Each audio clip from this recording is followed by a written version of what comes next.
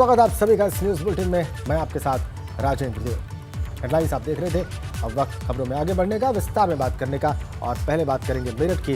वहां के थाना सिविल लाइन में दो पक्षों में मारपीट का वीडियो सामने आया है। बाबा मनोहर नाथ मंदिर परिसर में ही दो पक्ष जमीन के विवाद को लेकर उनके बीच में मारपीट हो गई। करोड़ों की जमीन को लेकर गोस्वामी पक्ष ने मंदिर के महामंडलेश्वर और उनके समर्थकों पर पथराव कर दिया। पथराव और जानलेवा हमले की सूचना पर कई थानों की फोर्स मौके पर पहुंची, लेकिन पुलिस के सामने भी मारपीट होती रही और इस मारपीट में कई पुलिस वाले भी जख्मी हो चुके हैं। बाद में पुलिस ने कई लोगों को हिरासत में लिया और पूरे इलाके में बड़ी संख्या में पुलिस के जवानों को तैनात कर दिया गया।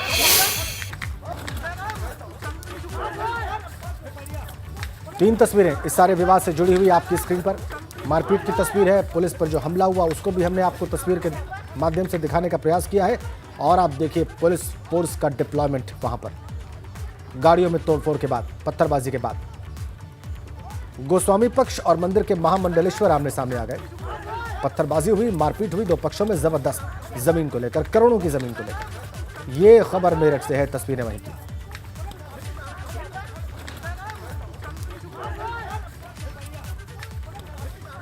जबरदस्त हिंसा वहां पर, दो पक्षों में मारपीट, करोड़ों की जमीन को लेकर। मंदिर और बाकी जो संपत्ति है लैंड की, इसको लेके दो पक्षों में, जिसमें एक पक्ष नीलमानंद जी का है और दूसरा पक्ष सुशील गोस्वामी जी का है। दोनों अपना अपना दावा करते हैं। इस संबंध में सिविल कोर्ट में मुकदमा भी चल रहा है। दो पक्षों के बीच पथराव और बलवा करने, हंगामा करने को लेकर एक अभियोग पंजीकृत किया गया है। कुल मिला के दोनों तरफ से 5 लोगों को हिरासत में लिया गया है। आगे की विधिक कार्रवाई अमल में लाई जा रही है। एक बड़ी अपडेट है। रायबरेली में दबंगों पर महिला की पिटाई का आरोप लगा है। मामूली से विवाद में महिला की पिटाई का आरोप है। महिला का दबंगों पर जान से मारने की कोशिश करने का भी आरोप है। लाठी डंडे और लात घूंसों से महिला की पिटाई की गई और इसका वीडियो वायरल हो चला। यह मामला है रायबरेली के कुंदनगंज का।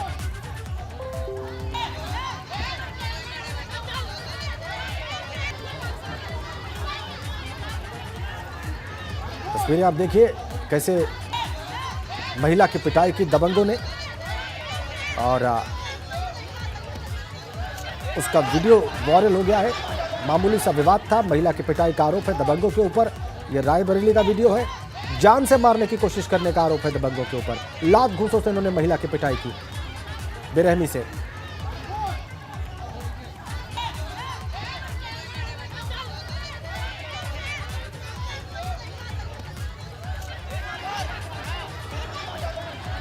भीड़ इकट्ठी हो गई वहां पर दबंगों के इस हमले के बाद से, जैसा कि आप देख पा रहे हैं। रायबरेली का यह वीडियो, महिला की पिटाई का आरोप दबंगों के ऊपर।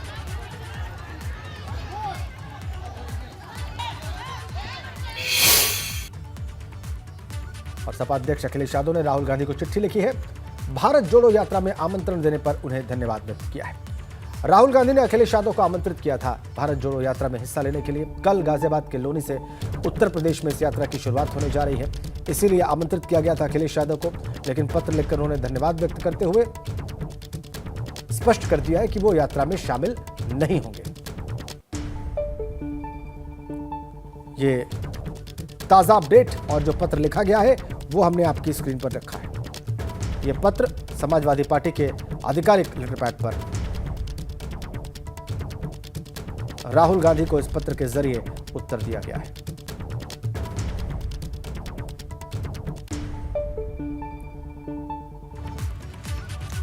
आगे बढ़ते हैं खबरों में और आपको बताएं कि गाजियाबाद के लोनी से राहुल गांधी की भारत जोड़ो यात्रा की शुरुआत कल होगी। राहुल गांधी की भारत जोड़ो यात्रा में दूर दूर से कार्यकर्ता पहुंच रहे हैं। गाजियाबाद में भव्य पंडाल लगाया गया है और इसमें कांग्रेस नेताओं के रुकने के लिए भव्य इंतजाम है। खाने पीने का भी पूरा इंतजाम यहां पर किया गया है। ये देखिए आप, पंडाल भारत जोड़ो यात्रा में पहुंच रहे कांग्रेस जनों के लिए।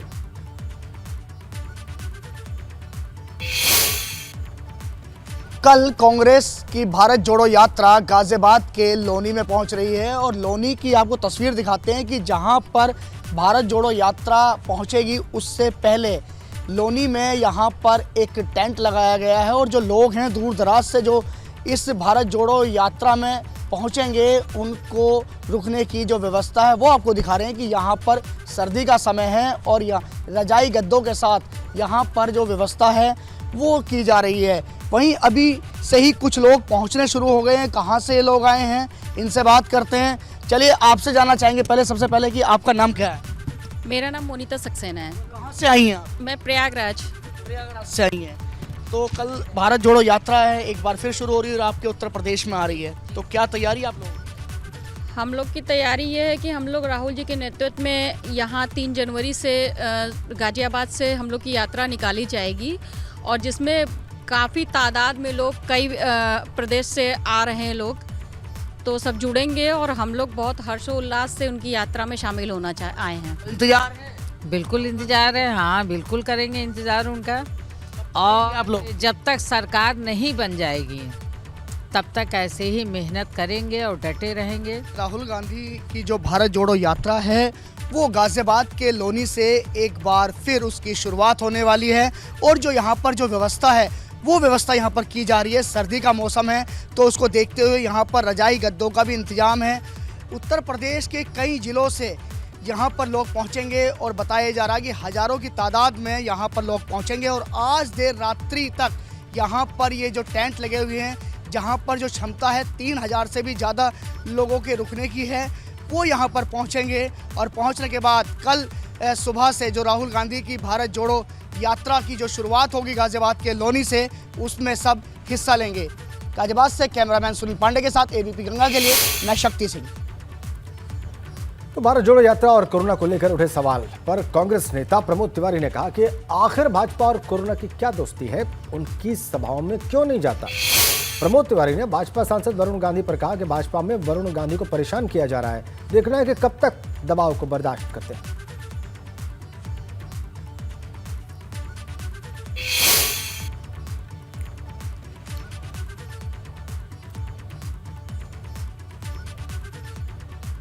यात्रा को रोकने की भी काफी कोशिश की गई, कोविड का हवाला दिया गया, चिट्ठियां लिखी।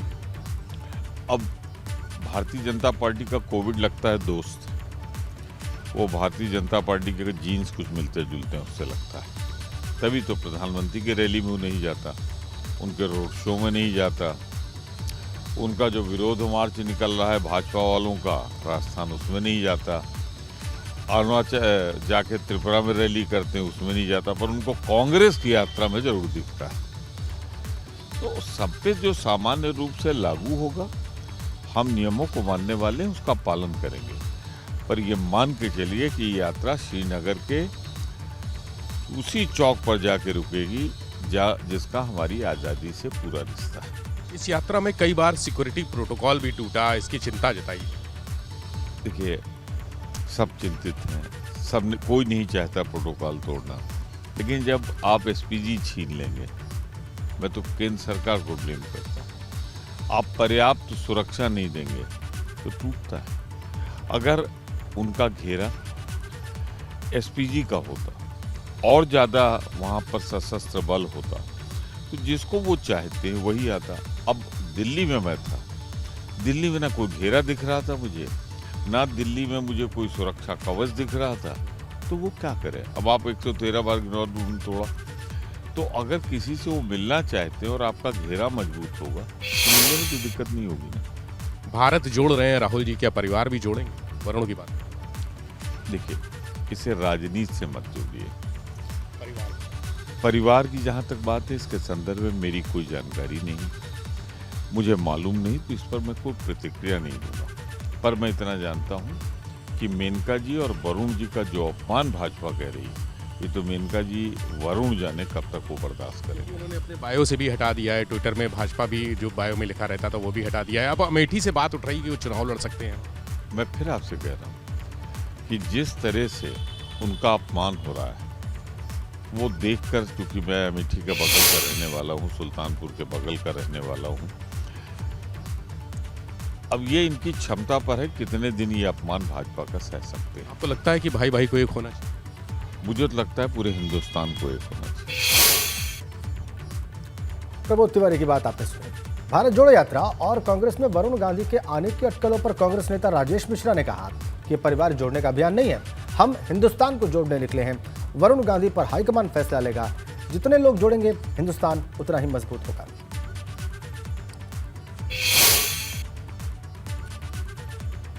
श्री वरुण गांधी जी के बारे में कह रहा हूँ कि ये कांग्रेस के शीर्ष नेतृत्व का काम है कि कौन जुड़ता है कौन नहीं जुड़ता है, लेकिन जो एक ये प्रयास सिर्फ परिवार को जोड़ने का नहीं है बल्कि पूरे हिंदुस्तान को जोड़ने का है। और जब हिंदुस्तान जुड़ेगा तो निश्चित रूप से हिंदुस्तान का नाम दुनिया में रोशन होगा, दुनिया में इसका महत्व मिलेगा।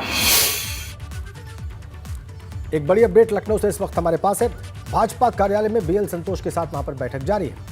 प्रदेश पदाधिकारियों और मोर्चे के प्रदेश अध्यक्षों के साथ ही बैठक चल रही है।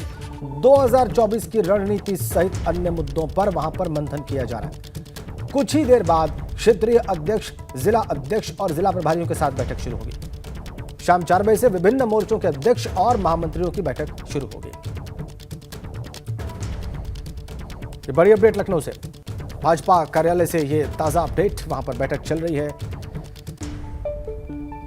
लगातार बैठकों का दौर पूरे दिन चलेगा।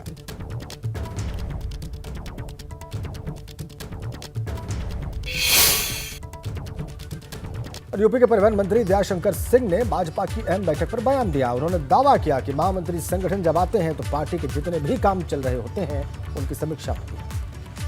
दयाशंकर जी किस तरह से क्या कहना चाहेंगे? जो सुप्रीम कोर्ट ने भी कह दिया, इस निर्णय पर सवाल नहीं उठा सकते, कोई त्रुटि नहीं है।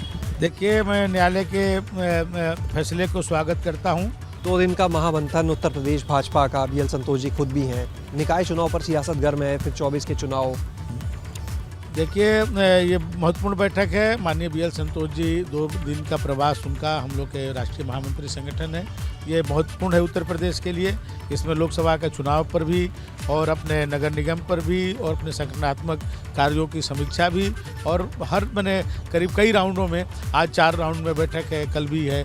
तो ये बैठक आने वाली उत्तर प्रदेश की राजनीति के लिए, भारतीय जनता पार्टी के लिए महत्वपूर्ण रहेगी। कैमरा सहयोगी राजू के साथ शैलेश अरोड़ा, एबीपी गंगा, लखनऊ। इधर नोएडा के भाजपा विधायक पंकज सिंह ने लखनऊ में हो रही बैठक पर बयान दिया और भविष्य की रणनीति पर मंथन की बात कही। केंद्र सरकार के 2016 में लिए गए नोटबंदी के फैसले को सुप्रीम कोर्ट ने भी सही ठहराया। उन्होंने कहा कि निर्णय पर सवाल नहीं उठाए जा सकते हैं। हमारे साथ में इस समय भाजपा विधायक और भाजपा के प्रदेश उपाध्यक्ष पंकज सिंह जी हैं। पंकज जी, किस तरह से आप देखते हैं सुप्रीम कोर्ट का फैसला जो है? मैं उसका स्वागत करता हूं और ये एक बार फिर से स्पष्ट हुआ है कि हमारे प्रधानमंत्री जी के नीति और नियत को लेकर हमारे देश की जनता के मन में कोई संदेह नहीं है और माननीय न्यायालय ने भी उसको 2 दिन महामंथन, बीएल संतोष जी आए हुए हैं।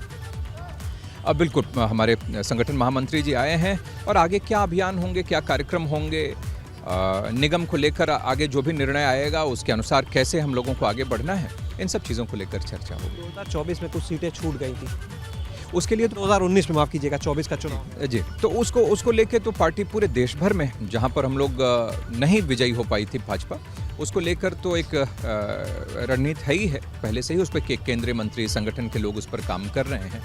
उत्तर प्रदेश में भी जिन सीटों पर हमें विजय नहीं मिली थी उसको कैसे हम लोग जीते, उसके लिए अलग रणनीति पहले से ही है। और अभी तो आगे क्या कार्यक्रम होंगे, कैसे अभियानों को लिया जाएगा, मुझे लगता है कि उन सब चीज़ों पर मार्गदर्शन आदरणीय बीएल संतोष जी का मिलेगा। कैमरा सहयोगी राजू के साथ चलिए एबीपी गंगा, लखनऊ। एक बड़ी अपडेट आपको और दे दें। निकाय चुनाव पर बहुत जल्द सुनवाई के लिए सुप्रीम कोर्ट तैयार हो गया है।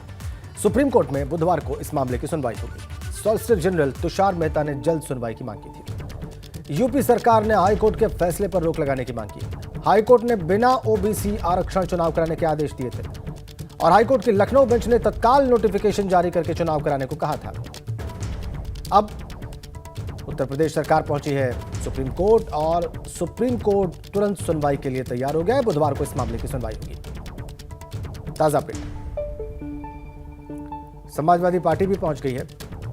कुल 7 नेता उनके विधायक के नेतृत्व में पहुंचे हैं। मुख्य जो पिटिशनर हैं उनके नेतृत्व में कुल 7 सपा नेता सुप्रीम कोर्ट पहुंचे हैं।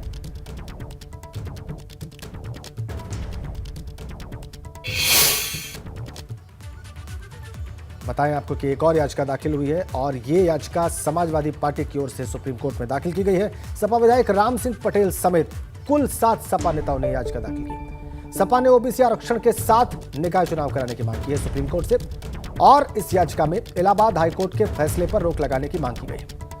प्रतापगढ़ जिले के पट्टी विधानसभा से सपा विधायक राम सिंह पटेल ने याचिका दाखिल की है सुप्रीम कोर्ट में। 4 जनवरी को इस मामले में सुनवाई होनी है। ये देखना होगा कि क्या इस सुनवाई में समाजवादी पार्टी की याचिका को भी सुप्रीम कोर्ट कंसिडर करता है या कोई अलग बात होती है।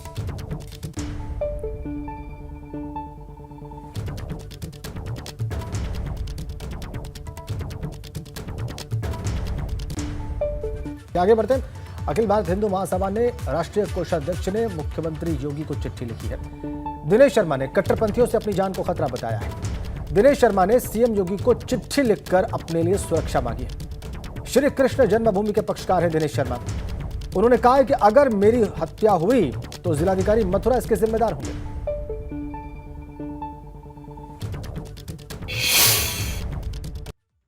आप बताइए, आपकी जान को खतरा है।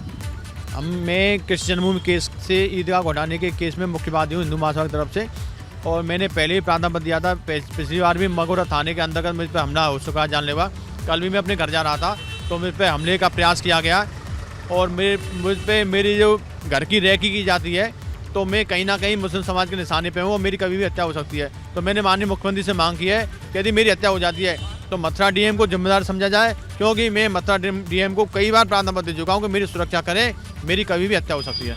डीएम सुनवाई नहीं कर रहे, लेकिन अभी तक कोई सुनवाई नहीं हुई है। न जाने शासन प्रशासन की क्या मंशा है, अभी तक सुरक्षा नहीं मिल पाई है। मथुरा से नजरबाज है एबीपी गंगा। पक्षकार दिनेश शर्मा की बात आपने सुनी। मुख्यमंत्री योगी आदित्यनाथ को चिट्ठी लिखकर उन्होंने सुरक्षा मांगी है और ये कहा है कि उन्हें सुरक्षा क्यों नहीं मिली इसके बारे में उनके पास कोई जानकारी नहीं है, लेकिन अगर उनके साथ कुछ होता है तो इसके जिम्मेदार मथुरा के जिलाधिकारी होंगे। ये चिट्ठी जो उन्होंने लिखी है मुख्यमंत्री को, इसका कंटेंट हमने आपकी स्क्रीन पर इस वक्त रखा है।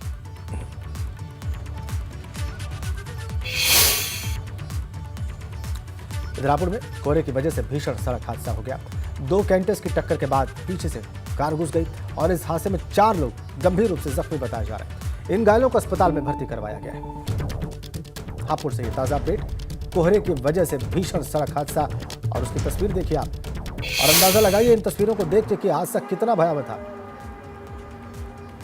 2 ट्रकों की टक्कर के बाद कार पीछे से घुस गई, 4 लोग गंभीर रूप से जख्मी। हापुड़ में हादसा हुआ, ये देखिए आप कार की स्थिति देखिए, कैंटर्स की स्थिति देखिए और इस हादसे की भयावहता का अनुमान लगाइए।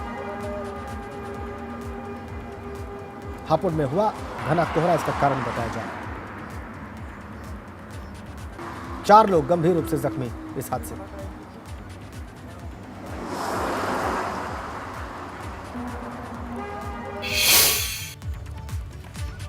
हादसे की इन्हीं तस्वीरों और इस खबर के साथ ही इस बुलेटिन में फिलहाल इतना ही।